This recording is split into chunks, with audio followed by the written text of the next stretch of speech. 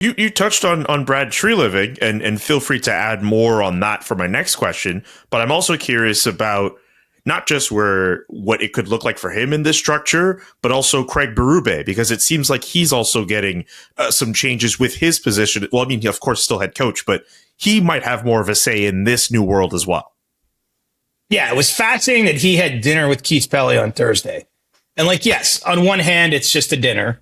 But on the other hand, well, I think a lot of NHL head coaches will know their owners, might cross paths with them at certain ceremonies or in the hallway, say hello, tip a cap, shake a hand, how's the family? I don't think that a lot of owners get that.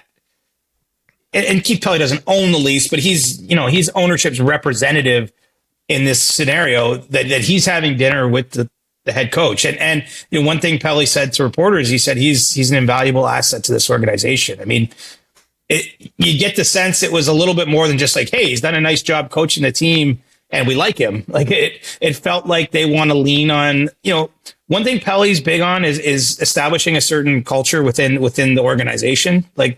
And I think that they see Craig Berube as a culture setter. And frankly, I think they should. I mean, even as a head coach, I would say that he's stronger at getting a team to do certain things than maybe breaking down an X's and O's part of the game. It's not to say he can't do that, but I think he's much stronger on buy-in, on how he handles people, on, what he demands. I think he sets a certain standard, but, I think he's really, he excels really, if you look at his skill set at bringing a group together. And maybe is not as much about the X's and O's part of the game. I mean, lots of coaches, head coaches, are great at one and not as great at the other. And that's why you have assistants. And, look, there's all kinds of ways to get to the desired place. But I just think it's interesting that he appears to be in the inner circle. Now, does that mean he has actual say on personnel matters? I still think Brad Treliving is making the final call on any moves made.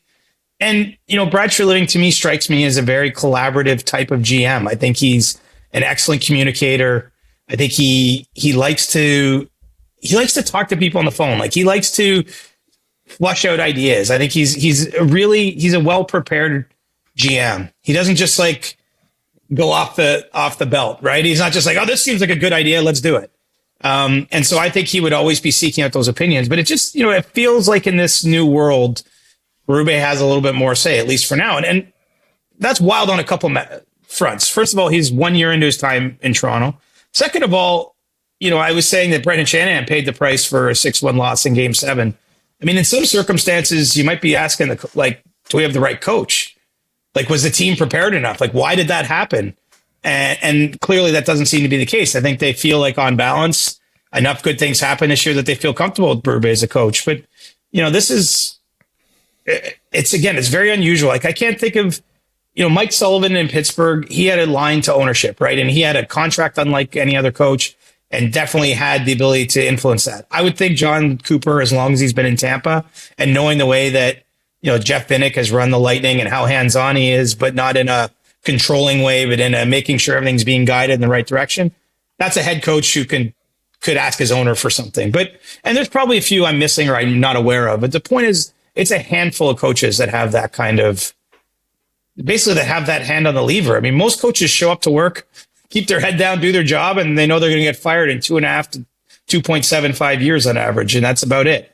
Most of them aren't valued in the way that you're seeing here. And I wonder if, when I talk about Pelley being, interested in European football and, even what he's seen in the golf world, I just wonder if he recognizes maybe a certain value in treating a coach a certain way when it comes to the higher level decisions being made, that could have, bring more synergy, right? From, the ownership right through the players. No idea if it's going to work, but it definitely felt unusual the way it was framed. Does Pelley have a European football club he supports? I do not know. He mentioned Liverpool last year. He mentioned that going to a Liverpool game and hearing "You Never Walk Alone" reminded him of some of his experiences going to a Leafs playoff game and being around, the Maple Leaf Square and the way the fans were. But that doesn't mean he supports Liverpool. I do not know if he has a rooting interest in any of those teams, but he was in London area for a long time and running the golf tour. And, I just think he's a business executive at heart. He loves sports, obviously.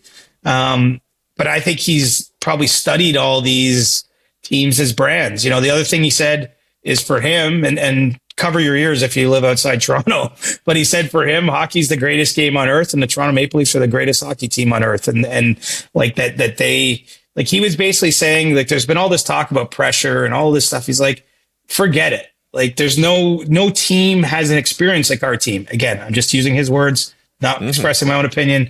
Don't want to go into those waters because I know there's a few passionate fan bases out there that might take issue with it. But I'm sure that he's looked at how even the Dallas Cowboys are run, how the New York Yankees are run, how Real Madrid's run, Liverpool, Man City, any of the big, huge sporting brands in the world. Like, let's face it, the Leafs are there. I think that they're clearly missing the trophies. I mean, Tottenham didn't have any trophies until recently. Okay, I don't want to hear about Tottenham. I don't want to hear about Tottenham. Skip through them, please. But I'm just saying, they were a pretty big brand. I mean, not on the same level as some of the other ones. Obviously, you have a much better working knowledge, and I know you love European soccer a little more than I do. But I mean, I think someone like Pelly fancies getting the Leafs more and more in those conversations globally, and I think he understands it starts with winning cups. I mean, the thing is, in our sport, there's only one cup, right? Because the President's Trophy, for whatever reason, is kind of a forgotten thing. Like no team really makes that big of a deal. Like even Winnipeg, they win it for the first time, and it's a huge accomplishment. It's like, you get a nice tweet, and they'll put a banner, I presume, in the rafters, but that's about it. No one gets too excited about it. So you got to win the cup, and there's 32 teams trying to do that. But I think, he recognizes that's the missing piece of the puzzle. I mean, he brought up 1967 on his own during that press conference, for example. So I find it interesting when we get to hear from people at that level. Because it doesn't, most NHL owners don't really speak and certainly don't get that granular. In fact, I don't think Keith Pelly wants to be in front of the microphones all that much. I mean, he has to be when you're making this kind of a change. But, you're getting a sense right from, the ownership suite in around this organization, like where the expectations are, where they feel they fell short. He talked about being in the crowd in Game 7. He actually thanked the fans for the way they reacted. Like he loved the passion, and why wouldn't you? The reason anyone gets mad enough, like you don't celebrate, throwing a jersey on the ice in the middle of play because you don't want to encourage that, but that only happens in places where people really care, right? Like that's the extreme emotion of like disappointment or anger, frustration, a little bit of all of it. But I mean, the fact they have fans that are that. I'm not going to call it any other fan bases, but there's a few other fan bases. A game like that ends and everyone looks at their watch like, all right, well, we'll get home early tonight and whatever, right? It's not, people aren't living and dying with it the same level as they are around a team like the Leafs. And frankly, when you don't win, I actually think it builds even more and more and more of that, right? Like, I don't think Red Sox fandom is on the level it was because they won a couple World Series eventually after, starving their fans and losing in the Bill Buckner era, like losing in spectacular fashion, not just losing. I mean, the Leafs are in the losing in spectacular fashion after not winning for decades phase. It's not predicting they'll win. But if they do win, you might see some of the temperature around all this dialed back too.